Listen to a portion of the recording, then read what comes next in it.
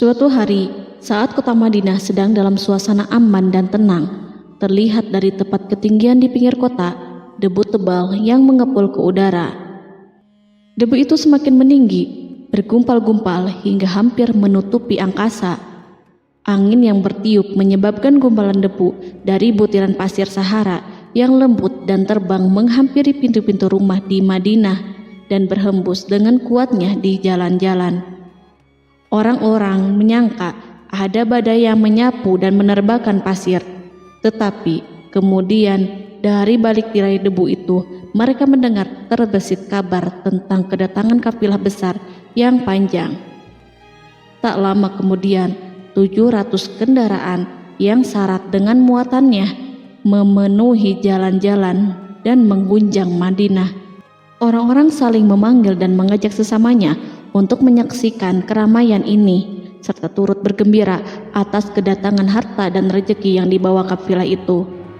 Ummul Mukminin Aisyah ketika itu mendengar suara hiruk-pikuk kafilah yang bergerak maju, bertanya, apakah yang terjadi di kota Madinah? Ada yang menjawab, kafilah Abdurrahman bin Auf baru datang dari Syam membawa barang-barang dagangannya. Jadi kafilah itu yang telah menyebabkan semua guncangan ini? Tanya Ummul Mukminin. Benar, wahai Ummul Mukminin. Jumlahnya 700 kendaraan. Ummul Mukminin menggeleng-gelengkan kepala. Pandangannya menerawang jauh seolah-olah sedang mengingat-ingat peristiwa yang pernah dilihat atau ucapan yang pernah didengarnya. Kemudian ia berkata, aku pernah mendengar Rasulullah bersabda, aku melihat Abdurrahman bin Auf masuk surga dengan merangkak. Abdurrahman bin Auf masuk surga dengan merangkak? Mengapa ia tidak memasukinya dengan melompat atau lari-lari kecil bersama angkatan pertama para sahabat Rasulullah? Sebagian sahabat menyampaikan cerita Aisyah kepadanya, maka ia pun teringat telah mendengarkan hadis dari Nabi lebih dari satu kali dan dengan redaksi yang berbeda-beda.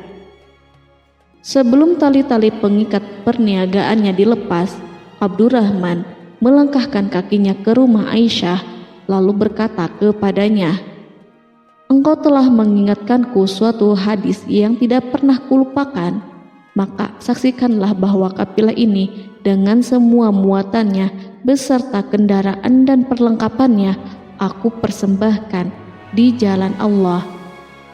Seluruh muatan 700 kendaraan itu dibagi-bagikan sebagai perbuatan baik yang agung.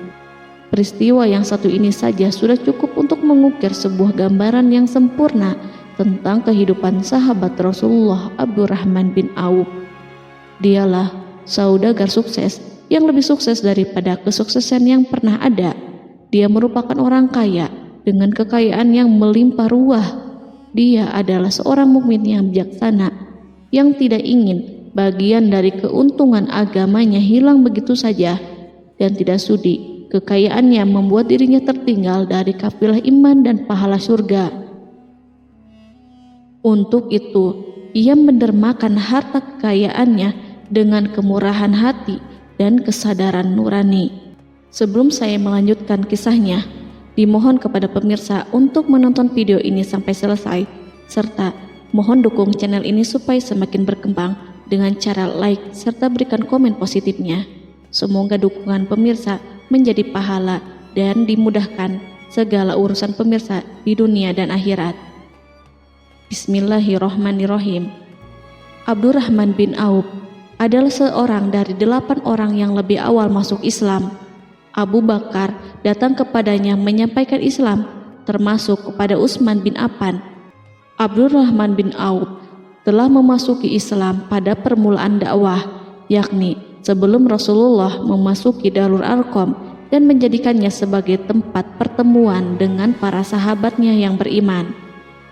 Tidak ada persoalan yang tertutup bagi mereka dan tiada keraguan yang menjadi penghalang. Bahkan mereka segera bersama Abu Bakar As-Siddiq menemui Rasulullah untuk menyatakan baiat dan memikul bendera Islam. Sejak menganut Islam sampai berpulang ke rahmatullah dalam usia 75 tahun, ia selalu menjadi teladan yang cemerlang sebagai seorang mukmin yang besar. Hal ini menyebabkan Nabi memasukkannya dalam 10 orang yang telah diberi kabar gembira sebagai ahli surga. Umar mengangkatnya sebagai anggota majelis syuro yang terdiri dari 6 orang yang merupakan calon khalifah yang akan dipilihnya sebagai penggantinya. Cepatnya Abdurrahman masuk Islam telah menyebabkan dirinya harus mengalami penganiayaan dan penindasan dari Quraisy. Ketika Nabi memerintahkan para sahabatnya hijrah ke Habasyah, Abdurrahman bin Auf pun ikut berhijrah. Kemudian ia kembali lagi ke Mekah, lalu hijrah untuk kali keduanya ke Habasyah, dan selanjutnya hijrah ke Madinah. Keuntungannya dalam perniagaan sangatlah besar, hingga mencapai batas yang membuat dirinya merasa takjub dan heran, sehingga ia berkata, "Sungguh aku melihat diriku ini, seandainya mengangkat batu, niscaya aku temukan emas dan perak di bawahnya." Perniagaan bagi Abdurrahman bin Auf bukanlah jenis perdagangan yang tercela maupun monopoli. Bahkan ia sendiri bukanlah orang yang berlomba-lomba untuk mengumpulkan harta atas dorongan agar menjadi orang kaya. Sekali-kali bukan itu, melainkan suatu amal dan kewajiban yang keberhasilannya akan menambah kedekatan jiwa kepada Allah dan berkorban di jalannya. Abdurrahman bin Auf adalah seorang yang kuat emosi jiwanya, di mana ia menemukan kepuasan emosinya itu dalam amal yang mulia. Apabila ia tidak sedang sholat di masjid dan tidak sedang berjihad dalam peperangan, ia pasti sedang mengurus perniagaannya yang berkembang pesat. Sehingga kafilah-kafilah dari Mesir dan Syria membawa ke Madinah barang-barang muatan yang dapat memenuhi kebutuhan seluruh jazirah Arab, baik pakaian maupun makanan. Yang menunjukkan kepada kita bahwa seorang yang kuat emosi jiwanya adalah ketika kaum muslimin hijrah ke Madinah. Rasulullah pada waktu itu menerapkan aturan untuk mempersaudarakan 2 orang sahabat, salah seorang dari muhajirin warga Mekah dan yang lainnya dari Ansor penduduk Madinah. Persaudaraan ini berjalan dengan sempurna hingga membuat hati terpesona. Orang-orang Ansor yang merupakan penduduk asli Madinah membagi seluruh kekayaan miliknya menjadi 2 dengan saudaranya dari kalangan muhajirin. Bahkan istri pun direlakannya. Ketika itu Rasulullah mempersaudarakan antara Abdurrahman bin Auf dengan Sa'ad bin Rabi. Sa'ad bin Rabi berkata kepada Abdurrahman, "Saudaraku, aku adalah penduduk Madinah yang paling banyak harta. Silahkan pilih separuh hartaku dan ambillah. Aku juga mempunyai 2 istri.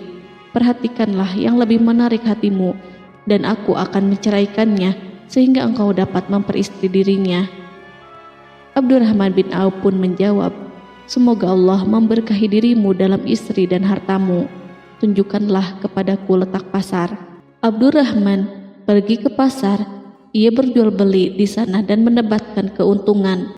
Kehidupan Abdurrahman bin Auf di Madinah, baik semasa Rasulullah maupun sepeninggalnya beliau, selalu ditunaikannya dengan sempurna untuk memenuhi hak agama dan beramal di dunia. Perniagaannya sukses dan menguntungkan. Seperti diungkapkannya sendiri bahwa seandainya ia mengangkat batu dari tempatnya, pasti ia akan mendapatkan emas dan perak di bawahnya. Salah satu faktor yang membuat perniagaannya berhasil dan mendapatkan berkah adalah karena ia sangat selektif untuk berniaga yang halal dan benar-benar menjauhkan diri dari segala bentuk jual beli yang haram, bahkan yang syubhat sekalipun. Selain itu, faktor yang menambah kejayaan dan keberkahannya adalah labanya yang bukan untuk Abdurrahman sendiri, melainkan di dalamnya terdapat bagian Allah yang ia penuhi dengan baik. Ia menggunakan hartanya untuk memperkokoh hubungan kekeluargaan dan mengeratkan tali persaudaraan, serta menyediakan perlengkapan yang diperlukan untuk tentara Islam. Bila total perniagaan dan kekayaan yang lainnya ditambahkan keuntungan yang diperolehnya dihitung, jumlah kekayaan Abdurrahman bin Auf itu dapat diperkirakan dengan memperhatikan jumlah yang dibelanjakannya di jalan Allah. Suatu hari, ia mendengar Rasulullah bersabda, "Wahai Ibnu Auf, engkau termasuk golongan orang kaya dan engkau akan masuk surga dengan merangkak." Karena itu, pinjamkanlah kekayaan itu kepada Allah agar Dia mempermudah langkahmu." Sejak ia mendengar nasihat Rasulullah ini dan menyediakan bagi Allah pinjaman yang baik, Allah justru semakin melipat gandakan kekayaannya hingga berlimpah ruah. Suatu hari, ia menjual tanah seharga 40.000 dinar. Kemudian uang itu dibagi-bagikan semuanya untuk keluarganya dari Bani Zuhrah, untuk para istri Nabi, dan untuk kaum muslimin yang miskin. Pada kesempatan lain, ia menyerahkan 500 ekor kuda untuk perlengkapan tentara Islam. Pada hari yang lain, ia menyerahkan 1.500 kendaraan unta. Menjelang wafat, ia mewasiatkan 50.000 dinar untuk diinfakkan di jalan Allah. Ia juga berwasiat bagi setiap orang yang ikut perang Badar dan masih hidup, masing-masing mendapatkan 400 dinar. Hingga Utsman bin Affan juga mengambil bagian dari wasiat itu, meskipun termasuk orang yang kaya. Ia berkata, harta Abdurrahman bin Auf halal lagi bersih, dan memakan harta itu membawa keselamatan dan keberkahan. Ibnu Auf adalah seorang yang mengendalikan hartanya, bukan dikendalikan oleh hartanya. Sebagai buktinya, ia tidak mau celaka dengan mengumpulkan dan tidak menyimpannya. Bahkan ia mengumpulkannya dengan tetap merendahkan hati dan dari jalan yang halal. Kemudian harta itu tidak dinikmati untuk kepentingannya sendiri, melainkan untuk dinikmati bersama keluarga, kerabat, rekan-rekan, dan masyarakat seluruhnya. Karena begitu luas pemberian serta bantuannya, ada yang mengatakan seluruh penduduk Madinah berserikat dengan Abdurrahman bin Auf pada hartanya. Sepertiga dipinjamkannya kepada mereka, sepertiga lagi dipergunakannya untuk membayar hutang-hutang mereka, dan sepertiga sisanya dibagi-bagikan kepada mereka. Harta kekayaan ini tidak akan pernah membuat kelegaan dan kesenangan pada dirinya selama ia belum menemukan jalan untuk membela agama dan membantu rekan-rekannya. Adapun untuk selain itu, ia selalu merasa khawatir terhadap kekayaannya. Pada suatu hari, dihidangkan kepadanya makanan untuk berbuka karena waktu itu sedang berpuasa. Ketika pandangannya tertuju pada hidangan tersebut, selera makannya pun bangkit. Namun, ia justru menangis sambil berkata, "Mus'hab bin Umair telah gugur sebagai syahid dan ia jauh lebih baik daripada aku. Ia hanya mendapat kafan sehelai kain yang jika ditutupkan ke kepalanya, maka kelihatan kakinya, dan jika ditutupkan ke kedua kakinya, terbukalah kepalanya. Demikian pula Hamzah yang jauh lebih baik daripada aku. Ia pun gugur sebagai syahid, dan saat akan dikuburkan hanya mendapatkan sehelai selendang. Dunia ini telah dihamparkan kepada kami seluas-luasnya, dan hasil sebanyak-banyaknya telah diberikan kepada kami. Sungguh kami khawatir bila pahala kebaikan kami telah disegerakan balasannya di dunia." Pada peristiwa lain, sebagian sahabat berkumpul bersamanya menghadapi jamuan makan di rumahnya. Tak lama setelah makanan diletakkan di hadapan mereka, Abdurrahman menangis sehingga rekan-rekannya bertanya, "Apa yang membuatmu menangis, wahai Abu Muhammad?" Ia pun menjawab, "Rasulullah telah wafat, dan semasa hidup beliau beserta keluarganya tidak pernah merasakan kenyang makan roti gandum. Apa harapan kita apabila dipanjangkan usia tetapi tidak menambah kebaikan bagi kita?" Demikianlah, kekayaan yang melimpah itu sedikit pun tidak membangkitkan kesombongan dan takabur dalam dirinya. Bahkan orang-orang mengatakan tentang dirinya, seandainya seorang asing yang belum pernah mengenalnya kebetulan melihatnya sedang duduk bersama budak-budaknya, niscaya ia tidak bisa membedakan di antara mereka. Tetapi bila orang asing itu mengenal satu saja sisi jihad Ibnu Auf dan ujian yang dihadapinya, ia pasti langsung mengetahui siapa dia. Misalnya, ia mengetahui bahwa di badannya terdapat 20 bekas luka di perang Uhud, dan bahwa salah satu dari bekas luka itu meninggalkan cacat pincang yang tidak sembuh-sembuh pada salah satu kakinya. Contoh lain, beberapa gigi serinya rontok di perang Uhud yang menyebabkan kecedalan yang jelas pada ucapannya. Saat orang asing itu tahu salah satu sisi ini, ia pasti menyadari bahwa laki-laki yang berperawakan tinggi dengan wajah berseri, kulit halus, pincang, cedal sebagai tanda jasa dari perang Uhud, itulah orang yang bernama Abdurrahman bin Auf. Semoga Allah ridho kepadanya. Kita sudah terbiasa memperhatikan tabiat manusia, bahwa harta kekayaan itu biasanya menyebabkan seseorang suka berkuasa. Artinya, orang-orang kaya selalu gandrung untuk memiliki pengaruh guna melindungi kekayaan mereka dan melipat gandakan pengaruh itu. Selain untuk memuaskan nafsu demi kebanggaan dan kepuasan pribadi, semua ini merupakan sifat yang biasa dibangkitkan oleh kekayaan. Tetapi bila kita melihat Abdurrahman bin Auf dengan segala kekayaannya yang melimpah, menemukan manusia ajaib yang sanggup menguasai watak dasar manusia dalam bidang ini dan melangkahinya ke puncak ketinggian yang istimewa.